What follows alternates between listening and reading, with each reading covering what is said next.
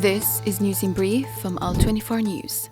On International Women's Day, the head of the Gaza government's media office, Salama Marouf, said that the Zionist occupation's genocidal war in Gaza has left more than 2,000 women and girls with permanent disabilities, with 162 suffering from contagious diseases, and dozens more have been tortured in detention centers. Marouf further emphasized the devastating impact of the occupation's violence on Gazan women, as over 13,000 were widowed and forced to become the sole providers for their families, 17,000 mothers grieving the loss of their children, and 50,000 pregnant women who lost their babies under inhumane conditions.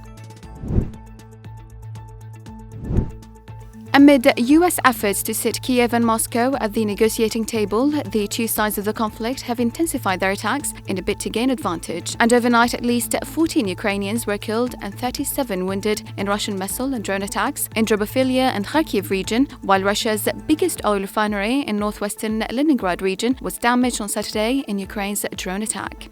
In a call with Ukrainian Foreign Minister Andriy Sybiha, U.S. Secretary of State Marco Rubio reiterated President Donald Trump's determination to end the war as soon as possible.